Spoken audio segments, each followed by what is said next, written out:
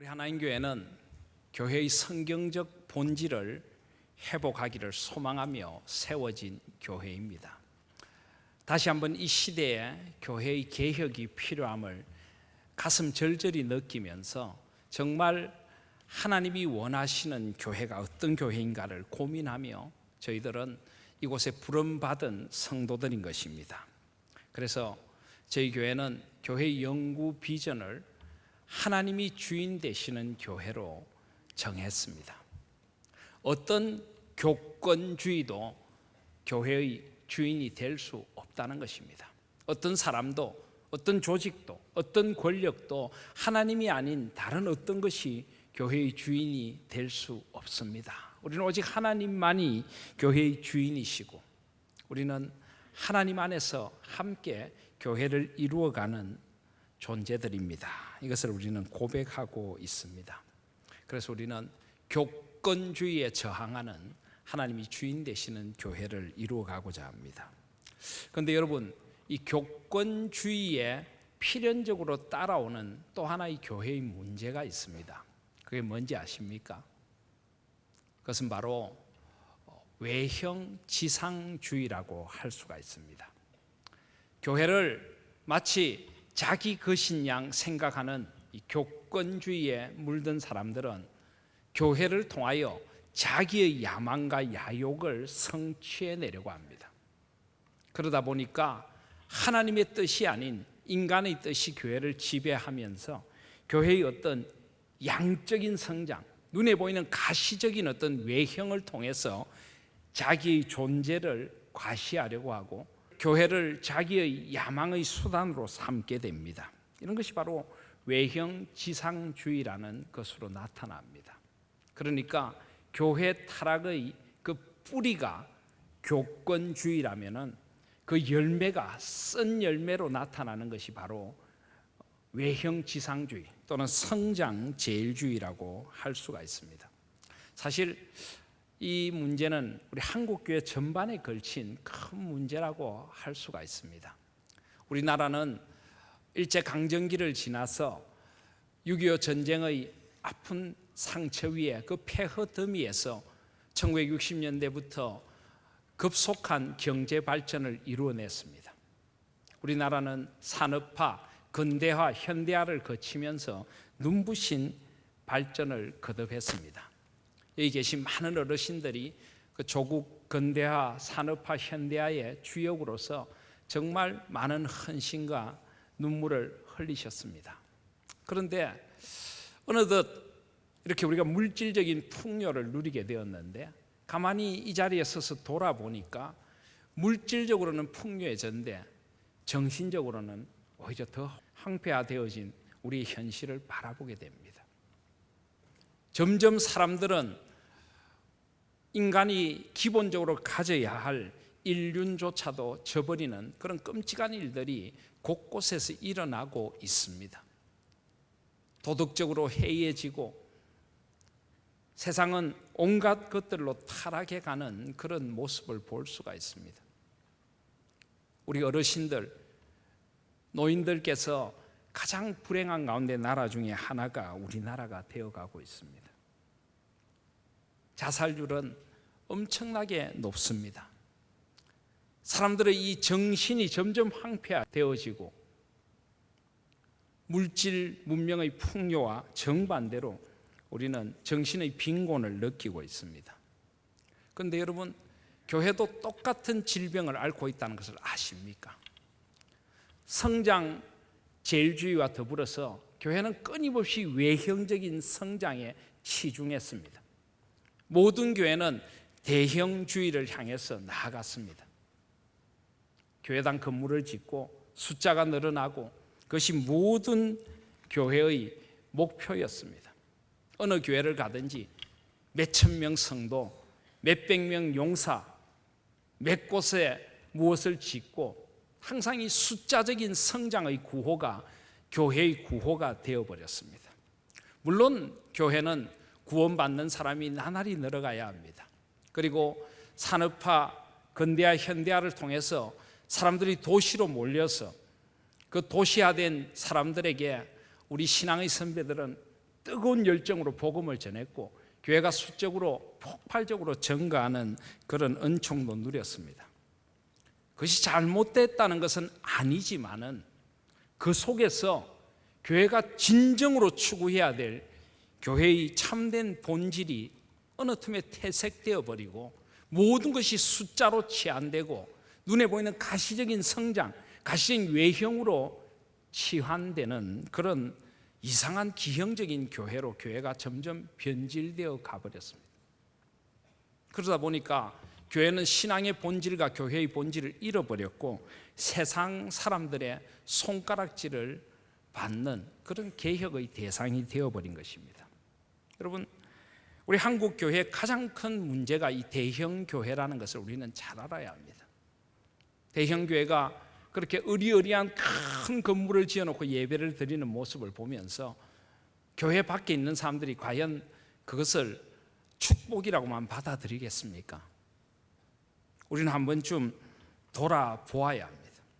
그리고 대형 교회들에서 일어나는 재정 비리라든지 목회 세습이라든지 성적인 타락이라든지 명예에 젖은 목회자들의 가짜 박사기 문제라든지 이런 것들이 세상 사람들에게서 교회를 향하여 등을 돌리게 만드는, 결국은 전도의 문을 막고 있는 현실을 우리는 바라보게 됩니다.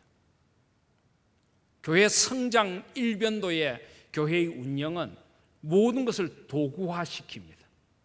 설교도 성장을 위한 도구로 전락합니다.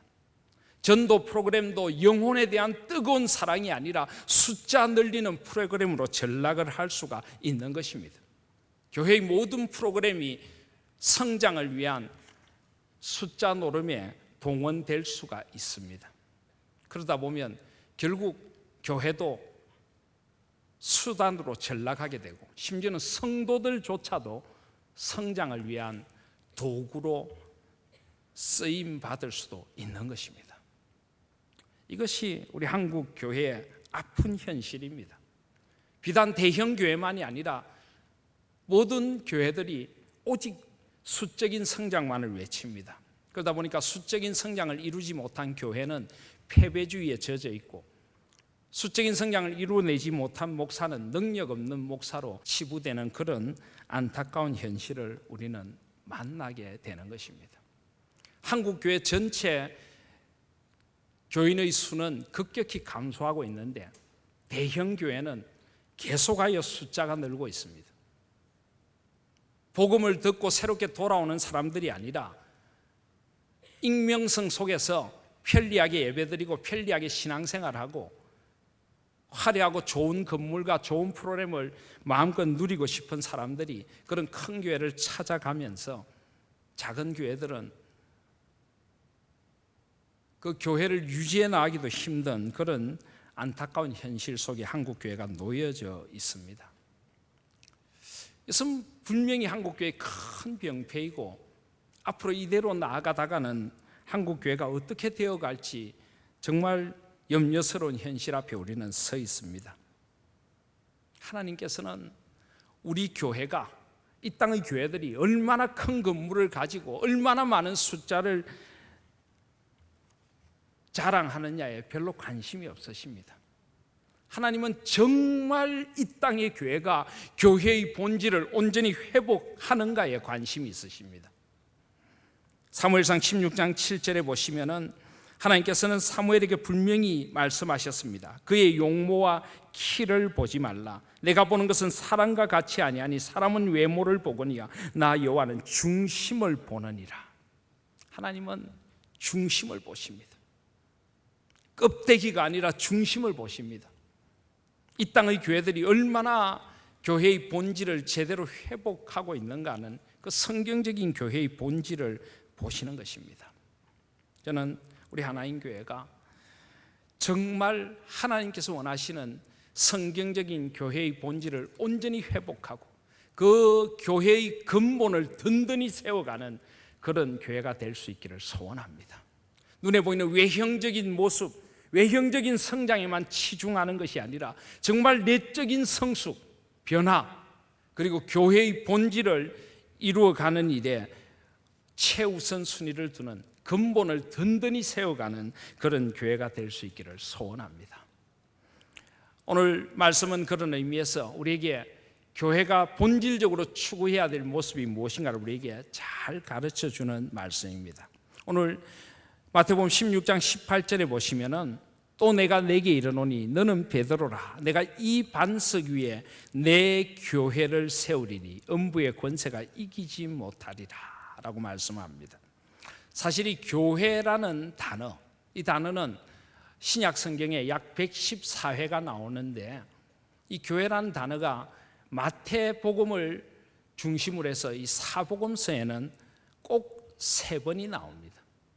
다른 복음서에는 전혀 나오지 않고 이 마태복음 16장 18절에 교회라는 말이 한 번이 나오고 18장 17절에 가시면은 한 구절에 2번이 나옵니다. 우리 마태복음 18장 17절을 함께 보시겠습니다. 만일 그들의 말도 듣지 않거든 교회의 말하고 교회의 말도 듣지 않거든 이방인과 세리와 같이 여기라. 여기 교회라는 말이 2번이 나옵니다. 사복음서에는 교회라는 말이 사실 꼭 3번이 나옵니다.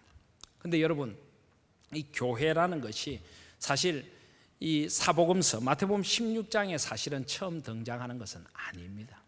교회는 원래 하나님께서 이 세상을 창조하실 때 하나님께서 눈에 보이는 것과 보이지 않는 모든 것을 창조하셨는데 하나님께서는 사실 이 세상을 창조하실 때 교회를 창조해 주셨습니다.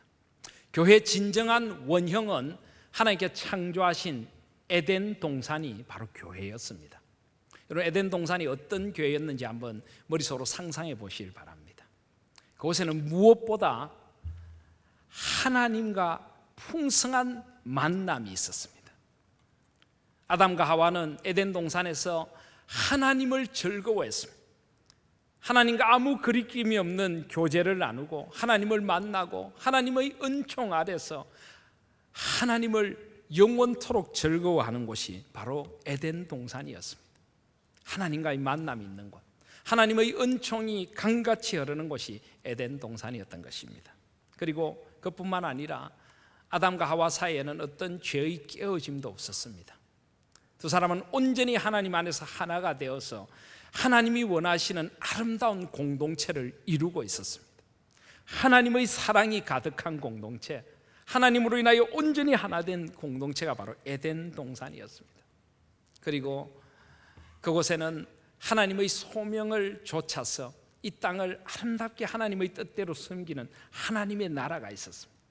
하나님의 다스리심을 받고 하나님이 세워주신 창조의 질서가 그곳에 가득하고 사람들은 하나님께서 세우신 이 땅의 청지기로서 세상을 하나님의 뜻대로 섬기고 하나님의 사랑과 공의를 세워가는 하나님의 나라가 그곳에 있었습니다.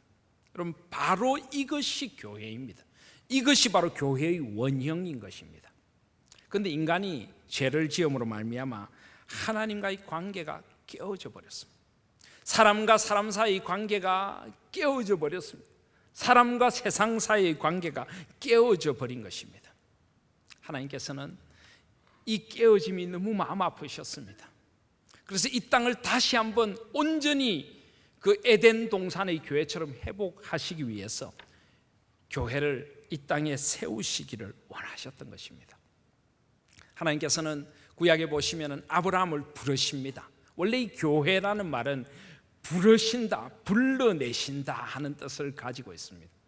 세상 속에서 아브라함을 부르셔서 하나님께서 아브라함과 언약을 맺으십니다. 나는 너의 하나님이 되고 너희는 내 백성이 될지라. 하나님께 친히 아브라함을 만나 주십니다.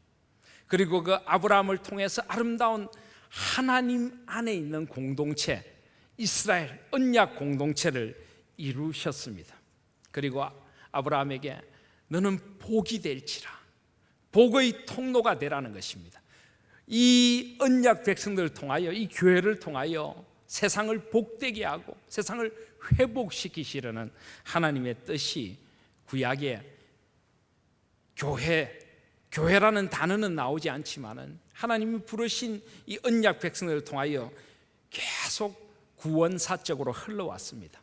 그러다가 이제 예수 그리스도를 통하여서 하나님께서 이 땅에 이제 드디어 그 온전한 실체로서 교회가 드러나게 하신 것입니다. 바로 그 말씀이 오늘 마태복음 16장 18절 말씀이라고 할 수가 있습니다. 그런데 여러분, 오늘 마태복음 16장 18절 그리고 18장 17절에 두 번, 왜 사복음서에는 교회란 말이 세 번밖에 나오지 않을까요? 예수님께서 이 땅에 교회를 세우시려고 오셨는데, 오늘 16장 18절 말씀해 보시면 내가 이 반석 위에 내 교회를 세우리니, 아직 교회를 세우기 위하여 예수님께서 하셔야 할 일이 있습니다. 그것은 바로 십자가를 통하여 구원을 이루시는 것입니다. 사망의 권세를 깨뜨리시고 부활하시는 것입니다. 교회는 바로 십자가의 피로 값주고 사신 하나님의 백성들을 죄악에서 불러내시는, 그것이 바로 교회이기 때문입니다. 그리고 부활의 생명과 능력을 사는 생명이 약동하는 공동체가 되어야 하기에 아직 세우리니라고 하십니다. 이제 예수님의 그 십자가의 구원이 온전히 이루어지고 온전한 생명의 부활이 이루어진 후에 이제 이 땅에 온전히 예수 그리스도의 피로 값주고 사신 교회가 세워지게 되는 것입니다. 그래서 사복음서에는 교회라는 말이 세 번이 나오지만은 신약 다른 부분에 가시면은 사도행전에는 23번이나 교회라는 말이 나옵니다. 그리고 신약 전체에 114번이나 교회라는 용어가 등장을 합니다. 바로 이 교회는 하나님께서 이 땅에 회복시키시기를 원하는 하나님의 공동체인 것입니다. 바로 그것이 교회의 본질입니다. 오늘 저는 이런 교회의 본질을 몇 가지 한번 생각해 보려고 합니다. 무엇보다 먼저 그런 의미에서 교회는 하나님을 만나는 만남이 있는 교회, 또 우리가 하나님 안에서 함께 만나는 만남이 있는 우리 하나인 교회가 되어져야 합니다. 오늘 여러분 주보에나 또 화면을 보시면은 교회라고 하는 단어가 나오지요. 원래 한문어는 교회를 저렇게 쓰지 않습니다. 그런데 저는 무엇보다 먼저 교회는 사기 믿는, 사귈 교자, 교제할 교자의 교회가 되어져야 된다고 믿습니다. 무엇보다 우리는 누구를 만납니까?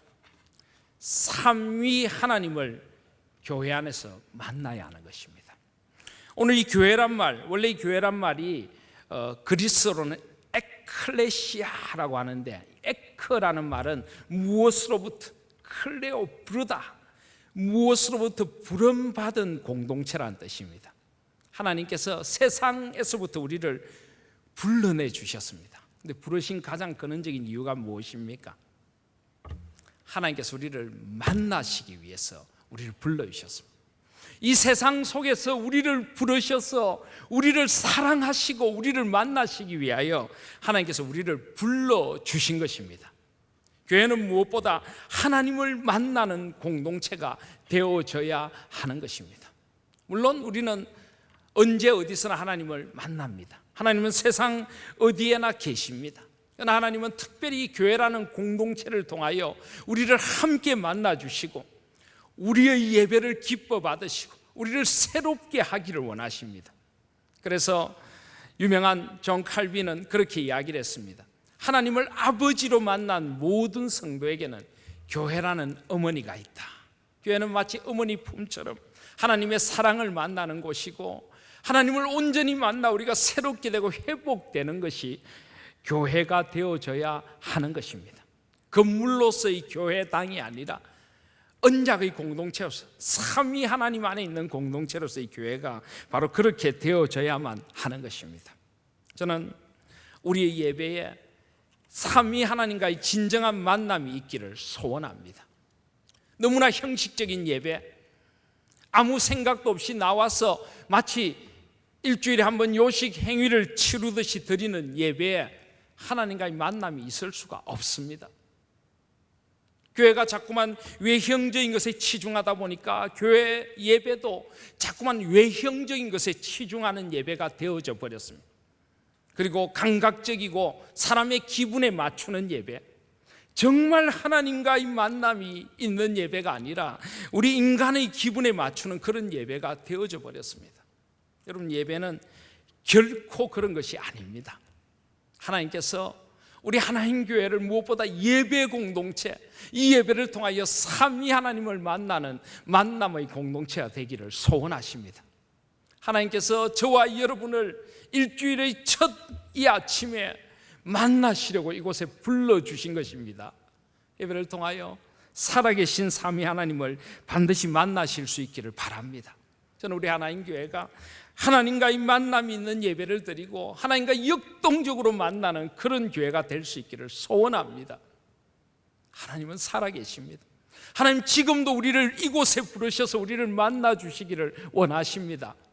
하나님의 부르심 앞에서 살아계신 삼위 하나님을 만나실 수 있는 저와 여러분들이 되시기를 바랍니다.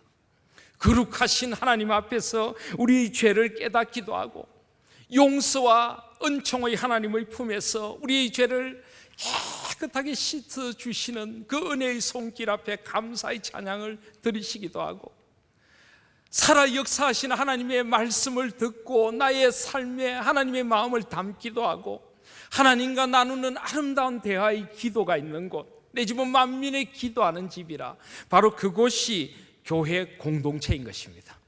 이런 하나님과의 아름다운 만남과 사귐, 이 교제가 있는 그런 우리 하나님 교회가 될 수 있기를 소원합니다. 신앙의 가장 근원적이고 본질적인 이유, 하나님과의 만남입니다. 영어에는 만난다는 말이 몇 가지로 표현되는데요, 대표적으로 만난다 할 때 만난다, 미팅을 생각합니다. MET. 이것은 그냥 만나는 것입니다. 그냥 복도를 지나가다가 만나거나 어떤 모임을 위해서 만나는 것입니다. 그런데 그것 말고 encounter라고 하는 말이 있습니다. 이것은 전 존재적으로 만나는 것입니다. 살아 역사하신 하나님의 영광과 부딪히는 것입니다. 베드로가 밤이 새도록 물고기를 잡다가 주님이 그 앞에 나타났을 때 주님 앞에 꿇어 엎드려서 주여 나는 죄인이로소이다, 나를 떠나소서, 살아계신 하나님을 거의 전 존재로 만나는 것, 이것이 바로 만남인 것입니다. 이 만남이 없이 우리는 그리스도인이라는 이름을 가질 수가 없는 것입니다. 오늘 마태복음 28장에 보시면은 너희는 가서 모든 민족을 제자로 삼아 아버지와 아들과 성령의 이름으로 세례를 베풀고, 성령의 이름으로 세례를 베풀고 삼위 하나님의 이름으로 세례를 베푼다는 것은 온전히 삼위 하나님을 만나는 것입니다. 세례는 내가 죽고 다시 사는 것입니다. 삼위 하나님 안에서 나의 죄된 몸이 죽고 온전히 다시 살아나는 곳, 그곳이 바로 교회가 되어져야만 하는 것입니다. 이런 전 존재적인 하나님과의 만남이 있는 우리 하나님 교회가 될 수 있기를 간절히 소원합니다. 그리고 또 한 가지, 우리의 만남은 우리 안에 있는 풍성한 만남을 이루어 가야 합니다. 교회는 공동체입니다. 이곳은 작은 천국이 되어져야 합니다. 우리는 이곳에 와서 세상의 모든 차별과 아픔과 미움들을 다 내려놓고 온전히 하나 되게 하시는 공동체를 누릴 수 있어야 합니다. 교회는 그런 곳이 되어져야 합니다.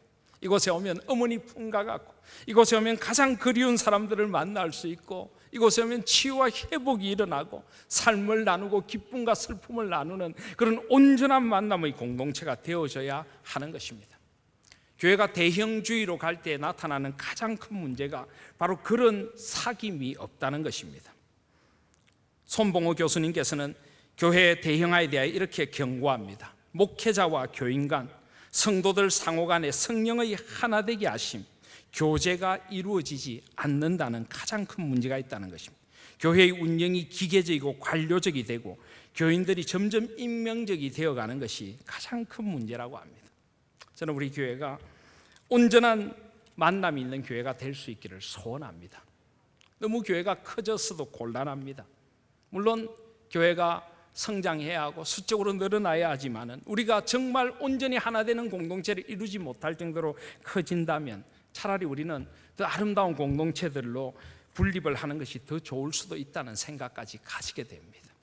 온전히 우리가 하나 될 수 있고, 온전히 우리가 서로를 돌보고 함께하고, 온전히 그리스도의 지체로서 그 각각 몸이 되는 그런 아름다운 공동체, 바로 이것이 교회인 것입니다. 저는 우리 하나님 교회가 그런 아름다운 만남이 있는 그런 공동체가 되기를 소원합니다. 이곳에서 여러분 천국을 보십시오. 하나님의 나라가 이런 곳입니다. 하나님 주시는 기쁨과 소망과 즐거움과 감사가 차고 넘치는 그런 공동체, 그래야 우리 몸과 영혼이 온전히 회복되고 우리 모든 것이 회복되는 그런 친정집 같은 그런 공동체, 그런 교회가 될 수 있기를 간절히 소원합니다. 두 번째로, 교회는 전통적으로 가르칠 교자의 교회가 되어져야 합니다. 오늘 말씀해 보시면은 예수님께서 마태복음 16장 18절에 보시면, 또 내가 내게 이르노니 너는 베드로라. 내가 이 반석 위에 내 교회를 세우리니 음부의 권세가 이기지 못하리라 라고 합니다. 여기 이 반석이란 무엇입니까? 전통적으로 로마 카톨릭에서는 이 반석을 베드로라고 합니다. 그래서 베드로 위에 교회를 세우겠다. 그래서 베드로가 초대 교황이고 교황 제도라는 교권주의를 여기서부터 합리화시킵니다. 근데 이것은 완전히 성경을 잘못 어거지로 해석한 것입니다. 여기 원어로 보시면은 너는 베드로라라고 했는데, 이 베드로라고 하는 말은 베드로가 남자니까 남성 단수 명사입니다. 페트로스.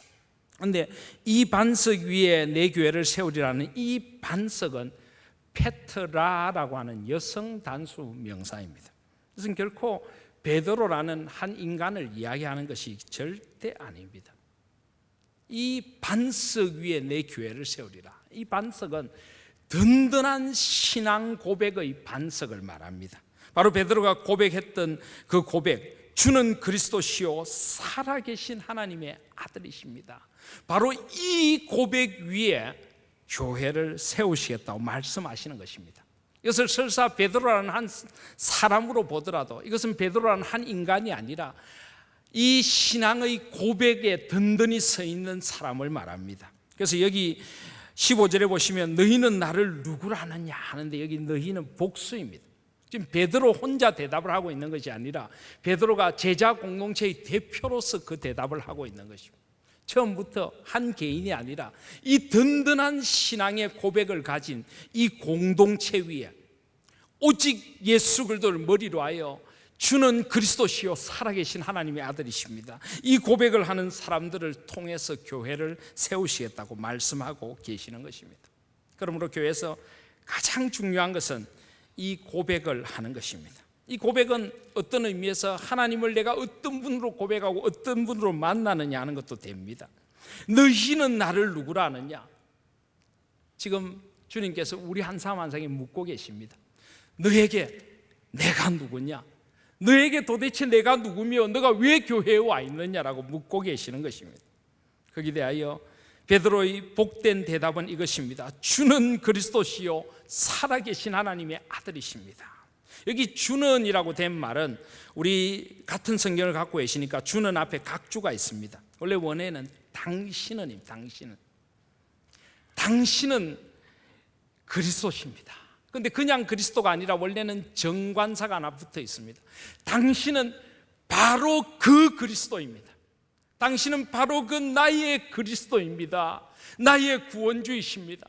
내 인생의 유일한 소망이십니다. 나의 죄를 사하실 수 있는 오직 한 분이시고, 나를 죽음에서부터 생명으로 옮겨 놓을 수 있는 오직 한 분이시고, 나에게 진정한 삶의 의미를 주실 수 있는 오직 한 분이십니다. 당신은 나의 그리스도이십니다.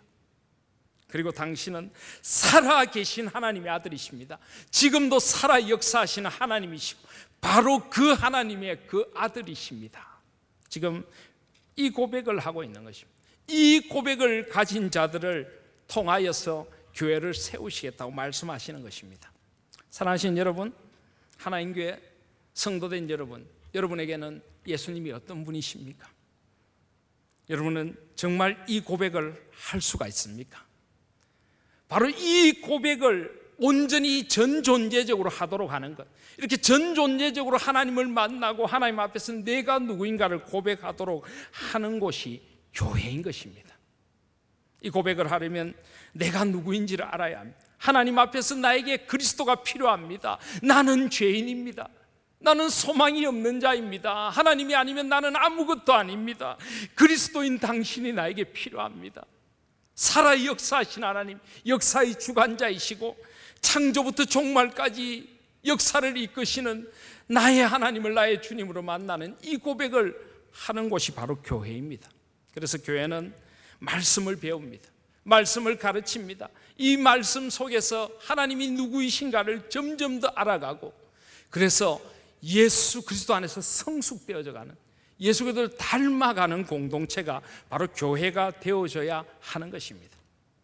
성장 지상주의, 외형 지상주의에 물든 교회는 이 내적인 성장, 그리스도 안에서 진정한 성장으로 나타나는 이 성숙의 열매를 많이 잃어버렸습니다. 아니, 무시해버렸습니다.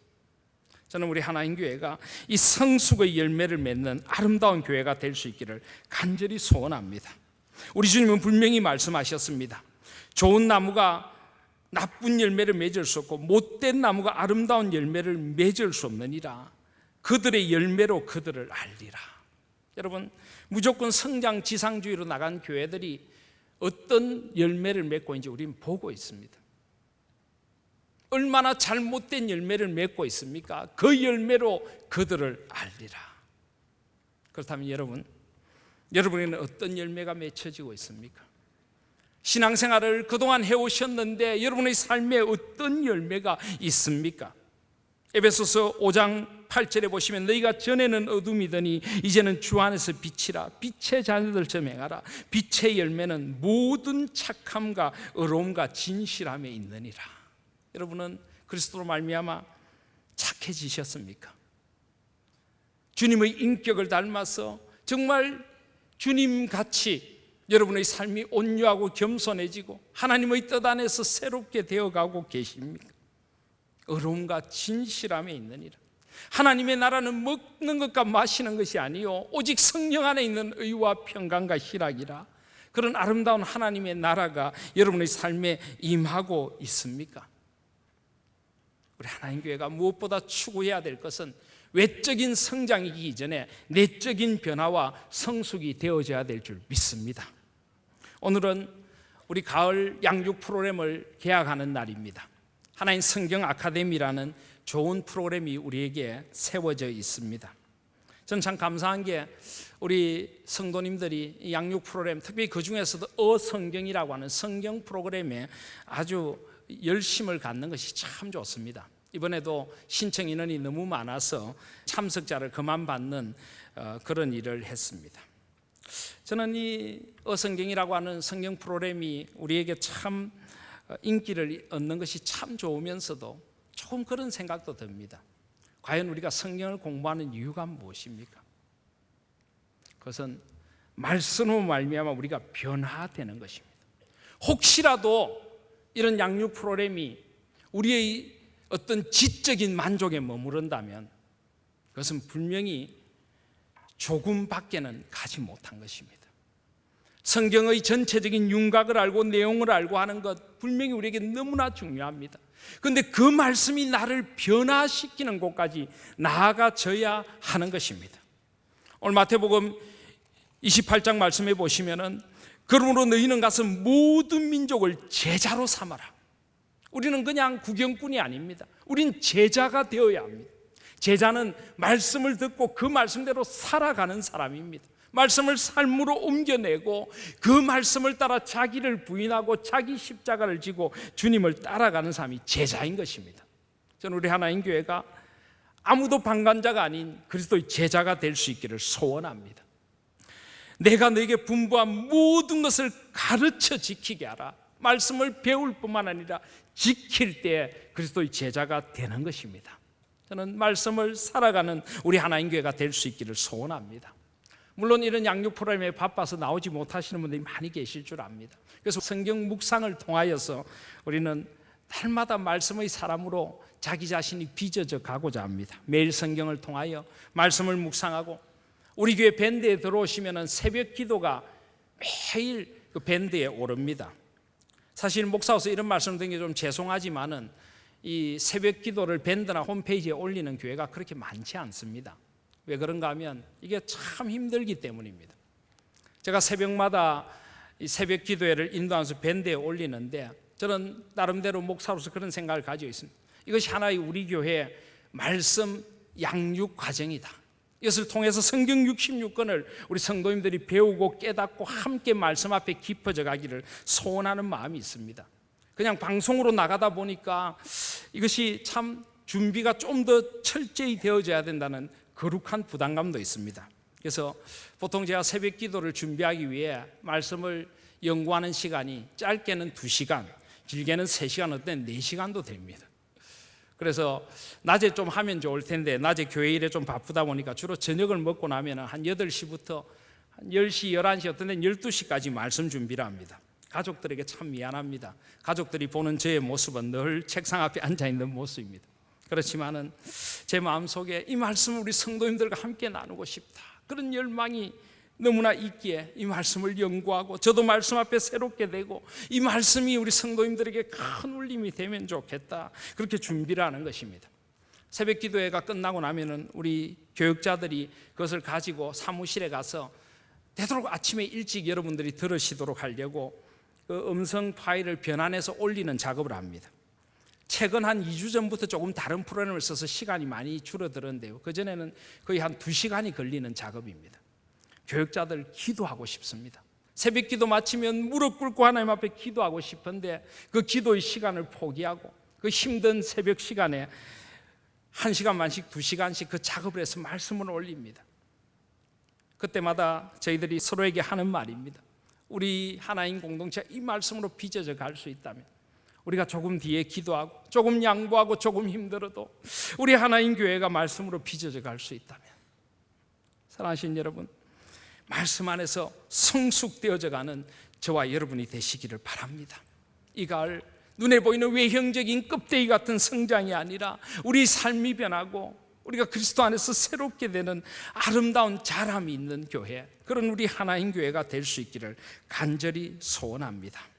마지막으로 우리가 이루고자 하는 교회는 하늘과 세상을 이어주는 가교가 되는 교회, 다리 교자의 교회를 이루어가기를 소원합니다.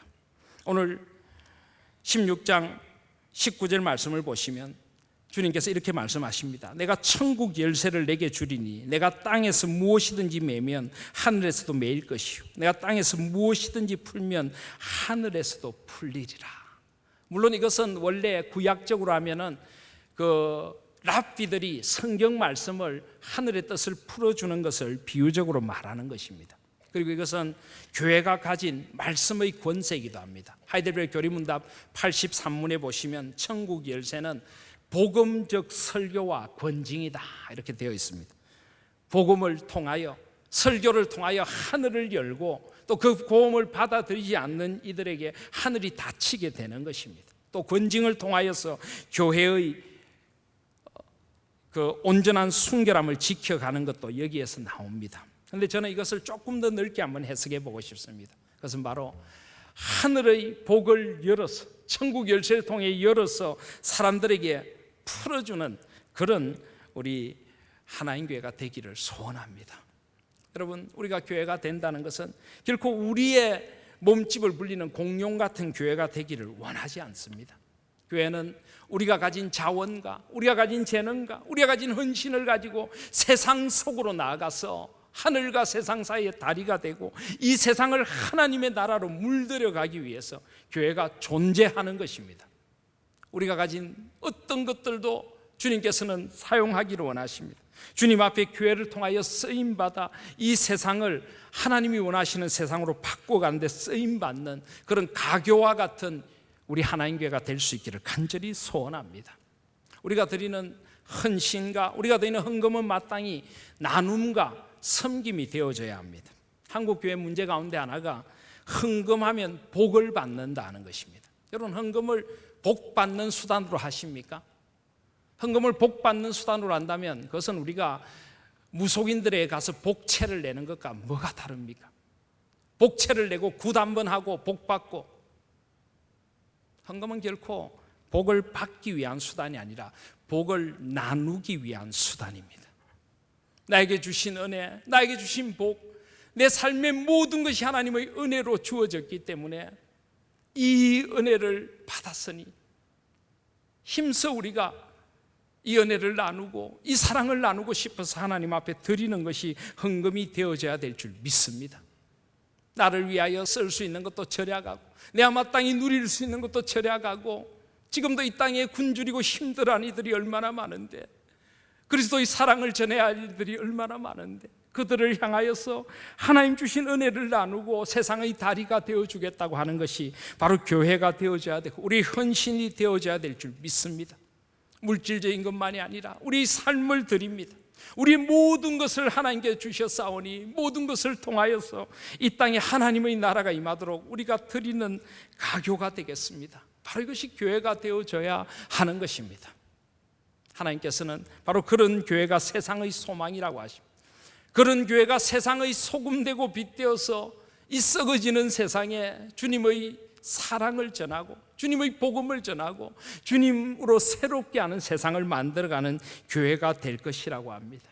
그럴 때 음부의 권세가 교회를 이기지 못할 것입니다.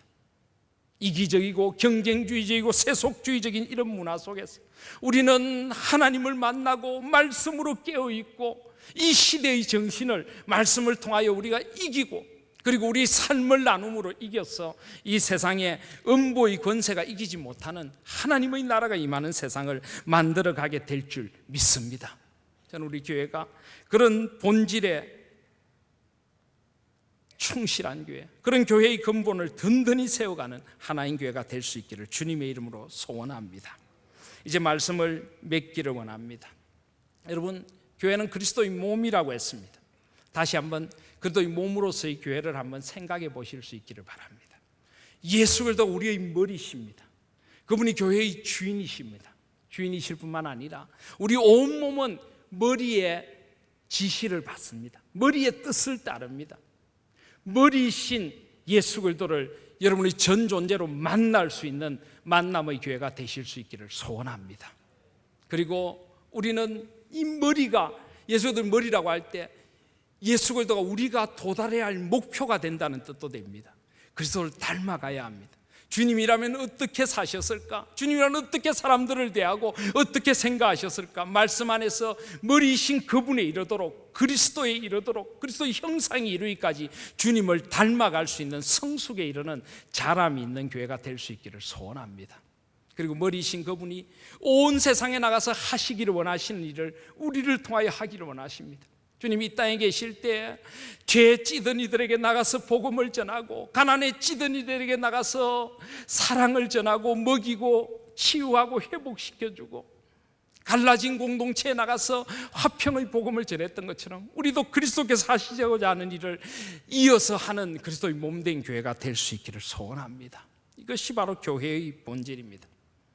여러분 잘 생각하시기를 바랍니다. 우리 교회가 회복되어야 할 모습이 무엇인가를 생각하실 수 있기를 바랍니다. 우리는 이런 말을 합니다. 우리가 전에 몸담고 있었던 교회는 목회자의 윤리적인 문제만 빼고는 완벽한 교회였다.